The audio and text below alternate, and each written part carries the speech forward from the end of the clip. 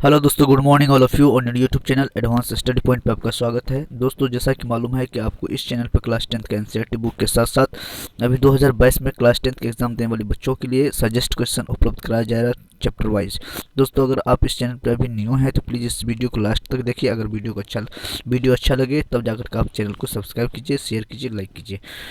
और अगर आप क्लास 10th के बच्चे हैं तो आपके लिए बहुत सुनहरा अवसर है दोस्तों। बहुत अच्छा किए हैं कि इस चैनल को देख रहे हैं दोस्तों, क्योंकि आपके लिए इस चैनल पे जो भी आई मोस्ट इंपॉर्टेंट क्वेश्चन है वो सारे अभी चैप्टर वाइज दिया जा रहा है। दोस्तों, अगर पहली बार देख रहे हैं तो इससे पहले वाली जितनी भी वीडियो है, जैसे फिजिक्स का टोटल चैप्टर वाइज क्वेश्चन हो चुका है, केमिस्ट्री लगभग खत्म होने वाला, आज केमिस्ट्री का ये पाँचवा चैप्टर का सजेस्ट क्वेश्चन देने जा रहा हूँ दोस्तों। और इसी तरीके से फिर बायो का आएगा, फिर जैसे ही साइंस खत्म होगा सोशल का स्टार्ट होगा, सोशल फिर हिंदी फिर उर्दू, यानी जितना भी सारी सब्जेक्ट है, फिर संस्कृत, सारे सब्जेक्ट का यहाँ पे आपको वीवीआई क्वेश्चन उपलब्ध कराया जाएगा दोस्तों। अगर आप प्लीज़ वीडियो को लास्ट तक देखिए। अगर वीडियो अच्छा लगे तो प्लीज़ लाइक शेयर सब्सक्राइब जरूर कीजिएगा। तो दोस्तों, आज चलते हैं पहला क्वेश्चन पे। चैप्टर 5, चैप्टर का नाम है तत्वों का आवर्ती वर्गीकरण या तत्वों का वर्गीकरण। ठीक है, तो पहला क्वेश्चन है न्यूलैंडस अष्टक सिद्धांत। दोस्तों, यहाँ पे मैं ये बताऊंगा कि कौन सा क्वेश्चन वीवीआई है, कौन सा क्वेश्चन छोड़ना है, यानी आपको पेन कॉपी लेकर के बैठना है।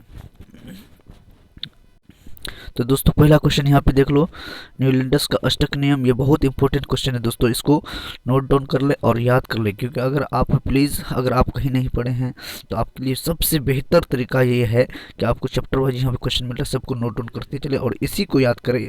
कम मतलब मिनिमम में मैक्सिमम कम हो जाएगा दोस्तों आपका। ठीक है, अब चलते हैं क्वेश्चन नंबर 2 पे। देखो, तत्वों के आवर्त वर्गीकरण के लिए परमाणु द्रव्यमान की संख्या अपेक्षा परमाणु संख्या बहुत बहुत इंपॉर्टेंट है, बहुत इंपॉर्टेंट, मोस्ट इंपॉर्टेंट क्वेश्चन है। यानी परमाणु द्रव्यमान की तुलना में परमाणु संख्या को क्यों उत्तम माना गया है, तो ये बताया गया है। तो बहुत इंपॉर्टेंट क्वेश्चन है, इसको भी नोट डाउन कर ले। अब चलते हैं क्वेश्चन नंबर 3 पे। नाइट्रोजन परमाणु संख्या इतना, यानी नाइट्रोजन और फॉस्फोरस दोनों का बोल रहा है कि दोनों का इलेक्ट्रॉनिक विन्यास लिखना है। तो देखो, यहाँ पे लिखा हुआ नाइट्रोजन का परमाणु संख्या 7 होती है तो 2,5 हो जाएगा, फॉस्फोरस का 15 होती है 2,8,5 हो जाएगा। तो ये भी आप नोट डाउन कर रहे हैं। चलते हैं क्वेश्चन नंबर 4 पे। तत्वों का वर्गीकरण किस प्रकार किया गया। आवर्त सारणी में वर्ग और आवर्त क्या होते हैं दोस्तों, तो वर्ग आवर्त क्या होते हैं, तो यहाँ पे देखो 2 लाइन में मात्र लिखा गया आपके लिए वर्ग और आवर्त क्या होते हैं दोस्तों। मोस्ट इंपोर्टेंट क्वेश्चन है ये सब, आप इसको नोट डाउन कर ले और याद कर ले। ठीक है, अब चलते हैं क्वेश्चन नंबर 5 पे। धनायन का आकार परमाणु से कम क्यों होते हैं, तो मोस्ट वीवीआई क्वेश्चन दोस्तों, वेरी इंपॉर्टेंट क्वेश्चन है ये सब।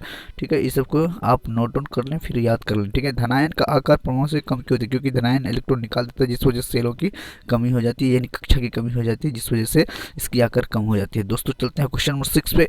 न्यूलैंडस अष्टक नियम क्या है, तो दोस्तों बहुत इंपॉर्टेंट क्वेश्चन, मोस्ट इंपॉर्टेंट, हर बार लगभग पूछा जाता है न्यूलैंडस का अष्टक नियम। दोस्तों, न्यूलैंडस ने बताया था, हम सिर्फ शॉर्ट को बता देता हूँ। न्यूलैंडस ने ये बताया था कि अगर तत्वों को परमाणु द्रव्यमान के आधार पर सजाया जाए तो प्रत्येक 8वां तत्व एक समान गुण वाले आते हैं। तो बस यही न्यूलैंडस ने बताया था, और इसके कारण ये बताया था कि जैसे गीत में 8 समान होते हैं, प्रत्येक 8वां अक्षर समान होते हैं, उसी तरीके से इसमें प्रत्येक 8वां तत्व समान होते हैं अगर परमाणु बढ़ते परमाणु के आधार पर सजाया जाए। तो चलते हैं क्वेश्चन नंबर 7 में। तत्वों के वर्गीकरण में डॉवरेनर्स के क्या आधार थे, तो दोस्तों ये फालतू क्वेश्चन है, उतना ज़्यादा इंपॉर्टेंस नहीं, इसको मत लिखो। ठीक है, अब चलते हैं क्वेश्चन नंबर 8 पे।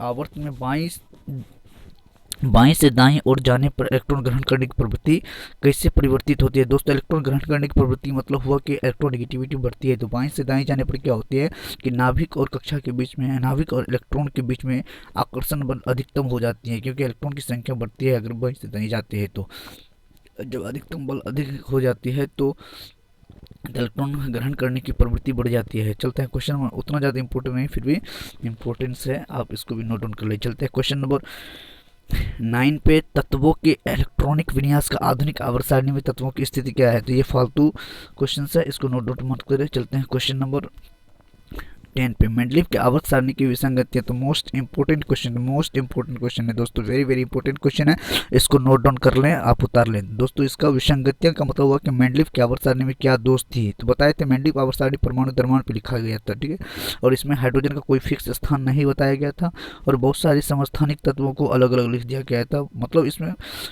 बहुत सारी त्रुटियां थी।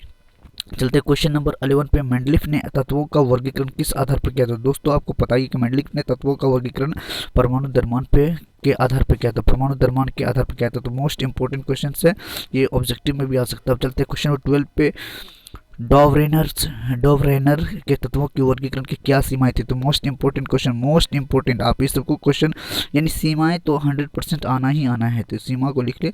बोल रहा है कि उस समय तक ज्ञात सभी तत्वों का वर्गीकरण त्रिक आधार पर नहीं हो सका और यह त्रिक के कुछ ही तत्वों पर सीमित रह सका। उस समय तक ज्ञात तत्वों में केवल 3 त्रिक ही ज्ञात हो सके। ठीक है, तो ये इसका क्या था, ये इसका सीमाएं थी। सीमाएं मतलब इनकी त्रुटियां थी कि इनकी डोमिनेटर्स की। उसके बाद देखो क्वेश्चन 13, आवर्त में बाएं से दाएं जाने पर परमाणु त्रिज्या क्यों घटती है? तो दोस्तों वही बात है, आवर्त में बाएं से दाएं जाने पर क्या होती है, इलेक्ट्रॉन निकलती है, जिससे सेलों की यानी कक्षाओं की संख्या घटती है, इसका मतलब त्रिज्याएं घटती है। तो मोस्ट इंपोर्टेंट क्वेश्चन है ये भी, आप नोट डाउन कर लें। अब चलते हैं क्वेश्चन नंबर 14 पे, उत्कृष्ट गैसों को अलग समूह में क्यों रखा गया है? 1 मिनट दोस्तों। उत्कृष्ट गैसों को अलग समूह में क्यों रखा गया है दोस्तों? क्योंकि उत्कृष्ट गैस निष्क्रिय होती है, इसलिए इसको अलग समूह में रखा गया है और इसका अष्टक और ड्यूप्लेट पूरा होता है। दोस्तों अब चलते क्वेश्चन 15 पे, आपके अनुसार उत्कृष्ट गैसों को अलग समूह में क्यों रखा गया? तो ये फालतू क्वेश्चन है, वही क्वेश्चन को रिपीट कर दिया गया, तो इसको छोड़ दे। ठीक है, अब चलते हैं क्वेश्चन नेक्स्ट पे 16, समूह में इलेक्ट्रॉन त्यागने की प्रवृत्ति किस तरह बदलती रहती है? तो देखो, तो समूह मतलब हुआ कि ऊपर से नीचे में इलेक्ट्रॉन त्यागने की प्रवृत्ति बदलती रहती है, क्योंकि सबसे बाहरी इलेक्ट्रॉन नाभिक से दूर होती है। अब चलते हैं क्वेश्चन नंबर 17 पे, समूह में ऊपर से नीचे जाने पर संयोजकता किस प्रकार परिवर्तित रहती है? तो दोस्तों ऊपर से नीचे जाने पर लास्ट सेल में इलेक्ट्रॉनों की संख्या नहीं बदलती है, स्थिर रहती है, जिस वजह से इसकी संयोजकता बदलती नहीं है। तो ये मोस्ट इंपोर्टेंट क्वेश्चन है 17। अब चलते हैं क्वेश्चन नंबर अगला 18 पे, समूह में ऊपर से नीचे जाने पर इलेक्ट्रॉन ग्रहण करने की प्रवृत्ति कैसे परिवर्तित होती है? तो दोस्तों ये भी वही क्वेश्चन है, समूह में ऊपर से नीचे जाने पर इलेक्ट्रॉन के ग्रहण करने की प्रवृत्ति घटती चली जाती है क्योंकि सेल बढ़ता है और नाभिक से इलेक्ट्रॉन कक्षा की दूरी बहुत दूर हो जाती है, जिस वजह से इलेक्ट्रॉन को खींच नहीं पा जाता है, तो इलेक्ट्रॉन ग्रहण करने की प्रवृत्ति घटती चली जाती है। दोस्तों अगर वीडियो अच्छा लगा तो प्लीज़ लाइक शेयर सब्सक्राइब कीजिएगा। मिलेंगे नेक्स्ट वीडियो में। अगर आप क्लास 10 के बच्चे हैं तो आपके लिए बहुत इंपॉर्टेंट, बहुत अच्छी चैनल है, ताकि आपको यहाँ पे सजेस्ट वाइज सारे चैप्टर वाइज सजेस्ट क्वेश्चन मिल सके। तब मिलेंगे नेक्स्ट वीडियो में, तब तक के लिए धन्यवाद।